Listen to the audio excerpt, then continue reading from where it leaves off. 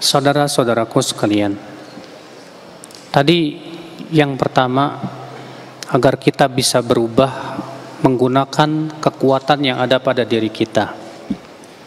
Kekuatan yaitu keinginan dan kekuatan ilmu pengetahuan. Yang kedua yang baru kita akan bahas, kekuatan yang ada di luar, yang mendukung kekuatan yang ada pada dalam diri kita. Karena manusia ini, sudah saya sebutkan tadi, tidak mungkin hidup sendiri. Dia makhluk sosial. Maka dia butuh apa? Yang pertama teman. Tapi teman yang seperti apa yang bisa yang menyebabkan dia kuat untuk berubah? Tidak sembarang teman. Maka dari itu penting dia memiliki teman yang bisa memberikan kepada dia motivasi dan kekuatan dalam kebaikan. Ya. Oleh karena itulah Rasulullah SAW mengingatkan masalah ini. Kata Rasulullah, al-mar'u ala dini khalilih. Seseorang itu di atas agama temannya. Tuh lihat. Seseorang di atas agama siapa? Temannya. Falyanzur ahadukum ila man yukhalil. Maka hendaklah seseorang melihat dengan siapa dia berteman. Subhanallah. Banyak pemuda-pemuda zaman sekarang ingin disebut gaul, Pak. Gaul. Saya nggak mau eksklusif lah, saya pengen gaul. Tapi salah gaul. Akhirnya apa? Bergaul dengan siapa saja, tidak peduli apakah temannya yang akan memasukkan ia atau mengajak dia ke surga atau ke neraka. Tidak. Orang berpikir, orang yang cerdas, pasti dia ingin mencari teman yang memberikan keuntungan buat dia di dunia dan akhirat. Tapi orang yang kurang cerdas, yang dia pikirkan ego. Saya ingin disebut gaul. Saya ingin bergaul dengan siapa saja. Tak peduli apakah akan memasukkan ke surga atau ke neraka. Tidak. Ini orang kurang berpikir, Pak. Orang yang berpikir itu, saya ingin berteman dengan teman yang bisa memasukkan saya ke surga, yang membantu saya perubahan dalam hidup ini. Oleh karena itulah saudaraku, dalam surat Al-Furqan Allah mengkisahkan tentang penduduk api neraka yang menyesal dia masuk neraka gara-gara temannya. Allah berfirman, qala ya wailata laitani lam attakhidh fulanan khalila laqad adallani 'anidz dzikri ba'da idz ja'ani. Ia berkata, aduh andaikan aku tidak menjadikan si fulan sebagai teman dekat, teman akrab saya. Sungguh ia telah menyesatkan saya setelah datang kepada saya peringatan. Wah, nyeselnya di neraka. Kalau nyeselnya di dunia masih enak, Pak. Masih ada perbaikan. Nyeselnya di neraka. Na'udzubillah. Maka dari itulah saudaraku, bertemanlah dengan orang yang bisa mendukung Anda kepada kebaikan. Bertemanlah dengan orang yang senantiasa memotivasi Anda kepada kebaikan. Adapun kalau kamu punya teman, kalau kepada kebaikan digembosin, kalau kepada keburukan dikasih semangat, ini penyakit. Jauhi, udah. Jaga jarak dengan dia. Kadang kan pemuda itu, di antara hal yang menghalangi dia dapat hidayah apa coba di antaranya? Takut kehilangan teman. Aduh, gak enak sama teman. Aduh, nanti teman-teman saya bakalan ninggalin saya. Aduh. Gak pernah berpikir dengan cerdas, apakah itu teman-teman bisa memberikan manfaat untuk hidup saya atau tidak. Saudaraku, ya. Maka ini yang kedua. Yang pertama, kekuatan yang ada di luar adalah temanmu. Temanmu akan memberikan perubahan dalam hidupmu. Yang kedua, panutanmu. Siapa idolamu di dunia ini? Manusia, apalagi pemuda ya, sangat terpengaruh dengan idolanya. Tuh lihat, orang yang mengidolakan bintang sepak bola, gayanya itu kayak bintang sepak bola, Pak. Kamu bintang sepak bola siapa? Ruud Gullit. Udah tua tuh ya, udah nggak ada lagi ya. Iya. Siapa sekarang saya nggak tahu. Ronaldo, hah? Wah, saya senang banget sama Ronaldo. Sampai gaya bajunya, nomor kaosnya, pokoknya senang saya. Kenapa? Karena dia idolamu. Kamu idolamu siapa? Saya punya idola bintang film atau bintang penyanyi.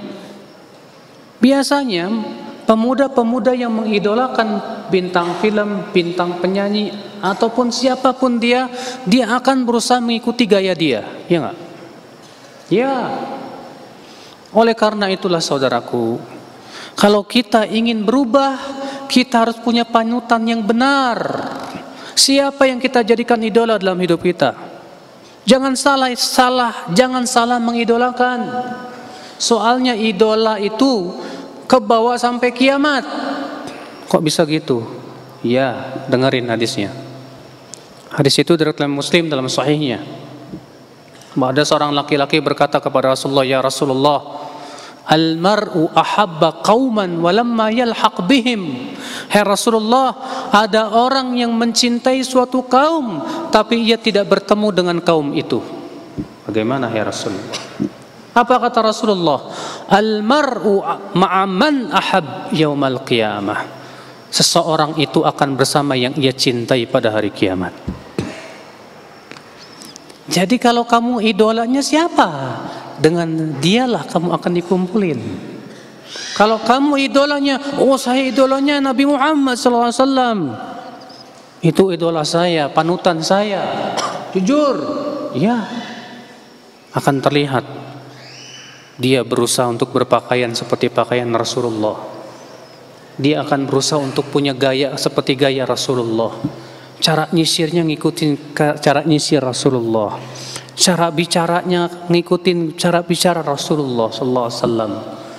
Maka ini insya Allah selamat di hari kiamat ketemu Rasul.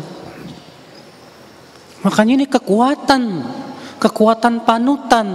Allah Subhanahu wa taala mengutus para rasul dijadikan akhlaknya luar biasa. Tidak ada akhlak yang paling hebat dari akhlak Rasulullah SAW. Bahkan Rasulullah fisiknya tidak ada yang bisa mengalahkan. Kekuatan fisik Rasulullah SAW. Tangan kanan Rasulullah sama dengan 40 ekor unta. Satu ekor unta kekuatannya berapa laki-laki biasa, Pak? Rasulullah punya kekuatan bersetubuh sama dengan kekuatan 30 laki-laki biasa. Kekuatan yang dahsyat luar biasa. Makanya kalau kita pelajari hidup Rasulullah, sudah sangat pantas Rasulullah kita jadikan sebagai suri tauladan, Pak. Cuma masalahnya itu kita lebih senang baca komik daripada baca sirah Nabi, ya. Iya. Baca komik, dibaca sampai-sampai yang jadi idola dia tokoh komik, gimana? Nggak bagus, Pak. Jadikan idola kita Rasulullah, Abu Bakar, Umar. Saya ini kok senang banget sih Ustadz sama Imam Bukhari, luar biasa Imam Bukhari itu hafalannya, Masya Allah. Akhi, kalau Anda mencintai ulama, Anda akan berusaha mengikuti mereka. Kalau Anda mengidolakan seorang ulama, Anda akan berusaha mengikuti bagaimana petunjuk hidup mereka, insya Allah. Karena mencintai ulama itu menimbulkan ibadah. Sedangkan mencintai pendurhaka itu pasti akan menimbulkan maksiat. Ustadz, idola saya Fir'aun. Waduh. Masa Fir'aun jadi idola? Nggak salah. Ini Pak, gara-gara salah baca, Pak. Iya. Maka dari itulah saudaraku, ini dua kekuatan yang ada di luar kita. Teman dan panutan. Siapa panutan Anda? Maka jadikan panutan Anda yang benar, supaya Anda terbimbing oleh panutan Anda supaya bisa berubah, insya Allah. Ini yang kedua. Yang ketiga, yang pertama ini kekuatan dari dalam. Oke, apa tadi yang pertama? Kekuatan keinginan dan kekuatan ilmu pengetahuan. Yang kedua, kekuatan dari luar. Apa itu? Teman dan panutan. Yang ketiga, ini yang paling menentukan, yaitu kekuatan yang berasal dari yang di atas sana. Pencipta langit dan bumi, pemegang hati manusia, pengatur alam semesta, yang mengatur segala macam kehidupan manusia, yang hati manusia berada di antara dua jari jemari dia, yang Allah senantiasa bolak-balikan sesuai yang Allah kehendaki. Berarti kekuatan ini sangat menentukan, Pak. Kekuatan supranatural yang tidak mungkin terpikirkan oleh akal manusia. Apabila dia sudah berkehendak, tak ada yang bisa menolak kehendaknya. Kalau dia berkehendak untuk kita berubah, pasti kita berubah. Allah pasti berikan kekuatan, dan kekuatan Allah super dahsyat. Tidak ada yang bisa mengalahkan dia. Berarti kita butuh dia, Allah. Bagaimana? Berdoa. Minta kepada Allah, ya Allah berikan aku kekuatan, ya Allah. Kuatkan aku untuk senantiasa saya berubah kepada kebaikan. Oleh karena itu Rasulullah SAW mengajarkan sebuah doa kepada seorang sahabat yang mulia, Mu'adz bin Jabal. Tahu kan doanya? Rasulullah bersabda kepada Mu'adz, ya Mu'adz, inni uhibbuk, hai Mu'adz, aku cinta kamu. La tada'anna dubura kulli salatin an taqul, jangan kamu tinggalkan setiap di belakang salat untuk mengucapkan doa ini. Allahumma a'inni ala dzikrika wa syukrika wa husni ibadatika. Ya Allah, bantu aku ya Allah untuk selalu mengingatmu. Bantu aku ya Allah untuk mensyukuri nikmatmu. Bantu aku ya Allah untuk memperbaiki ibadahku kepadamu. Kita butuh bantuan dia. Setiap hari kita ucapkan iyyaka na'bud wa iyyaka nasta'in. Apa artinya? Hanya kepada Engkau ya Allah aku beribadah, dan hanya kepada Engkau ya Allah aku minta pertolongan. Kenapa Allah sebutkan setelah ibadah minta pertolongan? Kata para ulama, karena ibadah berat. Berat apa? Lagi enak-enak bobo, tahu-tahu adzan. Mau pergi ke masjid, aduh berat. Anehnya jogging 10 kilo kuat, Pak. Ke masjid 200 meter nggak kuat. Ibadah berat, ya kan? Berat. Puasa Ramadan berat. Memenati Allah berat. Kenapa? Karena dalam hati manusia, dalam diri manusia ada dua keburukan, syahwat dan hawa nafsu. Dua kekuatan ini yang seringkali menghalangi seseorang untuk ibadah. Maka Allah mengatakan wa iyyaka nasta'in, dan hanya kepada Engkau aku minta tolong ya Allah. Artinya ya Allah, tolong aku untuk bisa ibadah kepada Engkau ya Allah. Tolong aku ya Allah untuk bisa menjalankan perintah-perintah-Mu. Tolong aku ya Allah untuk bisa meninggalkan larangan-larangan-Mu. Tolong aku ya Allah. Kalau Engkau tidak tolong aku tidak akan mampu ya Allah. Makanya kalau adzan berkumandang, hayya 'alas shalah, jawabnya apa? Apa hubungannya hayya 'alas shalah dengan la haula wala quwwata illa billah?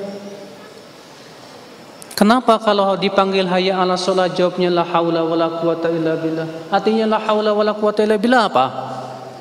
Tidak ada daya dan upaya kecuali dengan izin Allah. Artinya aku tidak akan bisa menyahut panggilan salat ini kecuali dengan izin Allah. Dia yang memberikan aku kekuatan untuk melangkahkan kakiku ke masjid. Itu dia. Makanya la haula wala quwata illa billah hakikatnya adalah minta tolong kepada Allah supaya Allah kuatkan kita untuk bisa melaksanakan sholat. Minta tolong kepada Dia. Dia yang memegang hati kita, saudaraku. Dia yang menentukan keinginan kita, saudaraku. Dia yang menentukan kekuatan kita, saudaraku. maka kalau Allah tolong kita, siapapun tidak ada yang bisa menghalanginya. Ini kekuatan yang paling luar biasa, yang paling dahsyat. Yang ketiga ini, apa itu? Minta tolong sama Allah. Oke, berarti lengkap 3. Dari dalam diri kita, dari luar diri kita, dan Dia yang dari atas, yang menolong kita. 3 inilah yang membuat kita bisa berubah. Bisa apa? Berubah. Tapi ada tapinya, Pak. Ada musuh di luar yang selalu merongrong. Musuh ini tidak ingin kita berbuat baik. Musuh ini paling tidak suka kalau kita berubah kepada kebaikan. Musuh ini nggak pernah tidur lagi. Musuh ini selalu memperhatikan hati kita. Kalau lalai, kita dikasih was-was sama dia. Kalau zikir, dia ketakutan. Siapa musuh itu, Pak? Iblis dan bala tentaranya. Ini masalahnya, Pak. Sudahlah, di dalam diri kita ternyata juga ada syahwat, ada hawa nafsu. Ustadz, kenapa sih Allah menciptakan syahwat kepada kita? Karena memang di sana ada maslahatnya, Mas. Syahwat makan, syahwat tidur, syahwat menikah, ada manfaatnya. Kamu kenapa mau makan? Karena ada syahwat. Kenapa Allah ciptakan syahwat makan? Supaya kamu bisa hidup. Bayangkan kalau kamu nggak ada syahwat makan, mau makan malas, lama-lama apa? Mood, mati, ya kan? Ya. Allah ciptakan syahwat kepada lawan jenis. Kenapa, Pak? Karena untuk keperluan meneruskan keturunan. Kalau kamu nggak ada syahwat alias impoten, tahu kan impoten? Ya, nggak ada syahwat sama perempuan, ngelihat perempuan Allah, tapi ngelihat laki-laki, wow, naudzubillah. Ya, ya, nggak ada keturunan, udah habis, punah manusia, punah manusia. Tapi Allah ciptakan syahwat kepada dalam jenis untuk melestarikan hidup manusia. Betul? Sahih. Ada syahwat kepada harta. Supaya apa? Supaya manusia mau mencari duit. Karena ada syahwat harta itu untuk kemaslahatan hidup dia. Rupanya Allah ciptakan syahwat itu ada maslahat-maslahatnya. Tapi syahwat ini pun mudarat kalau tidak diikat oleh syariat. Maka Allah turunkan syariat untuk meluruskan syahwat. Meluruskan apa? Syahwat. Sahih. Maka dari itulah saudara-saudaraku sekalian, di saat syahwat tidak diikat dengan syariat, yang ada malapetaka. Yang ada apa? Malapetaka. Kita punya syahwat, kita punya hawa nafsu. Sudah gitu kita punya musuh yang selalu menguatkan syahwat kita. Dia itu iblis, la'anahullah. Dia bersama teman-temannya syayatin. Dan setan itu bukan cuma jin, Pak. Manusia juga ada setannya. Ya enggak? Minal jinnati wan nas. Surat apa tuh? Masa enggak hafal? Dari setan, jin dan manusia. Saudaraku. Nah ini. Dan iblis itu sudah ada sebelum Adam ribuan tahun. Dan iblis sudah menggoda anak-anak Adam ribuan tahun. Makanya pengalaman iblis penggoda manusia super. Makanya Pak, bagaimana hebatnya iblis mengiklankan narkoba supaya laris. Padahal orang yang berakal sedikit berpikir narkoba itu apa? Hah?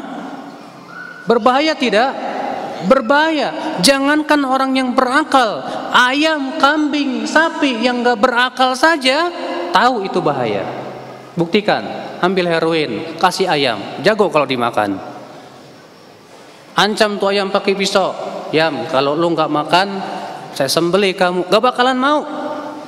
Padahal ayam gak punya otak, Pak. Iya. Tapi ayam punya insting. Dengan insting itu Allah berikan kepada dia. untuk membedakan mana makanan yang baik, mana yang tidak baik. Itu binatang ternak. Ya akhwal Islam, saudara-saudaraku sekalian, ikhwatul Islam, azani Allah wa iyyakum. Nah inilah saudaraku sekalian. Ya. Maka dari itulah iblis la'anahullah datang untuk menjadikan akal pikiran manusia itu tidak berfungsi. Dengan cara apa? Berbagai macam cara dia menggoda manusia. Manusia itu banyak sekali kelemahan-kelemahannya yang dimasuki iblis itu. Iya. Beda-beda. Ada orang kelemahannya cewek nih. Masuk lewat pintu perempuan. Dihiaskan perempuan ini cantik benar di mata dia. Akhirnya jatuh cintrong. Karena jatuh cinta, udah pikirannya mikirin dia terus. Supaya apa? Tidak ingat kepada Allah. Ini kan? Iyalah. Siapa yang ini kebanyakan mahasiswa nggak di sini nih? Kamu sekelas sama perempuan nggak? Hah? Pasti kan? Ya. Dan yang namanya sekelas sama perempuan, perempuan sekelas sama laki-laki, dengan banyak melihat, lama-lama jadi cantik, benar nggak? Pertama melihat biasa, kedua melihat biasa, ketiga melihat biasa, keempat, kelima, manis juga ya. Mulai, makanya iblis masuk dari pandangan mata.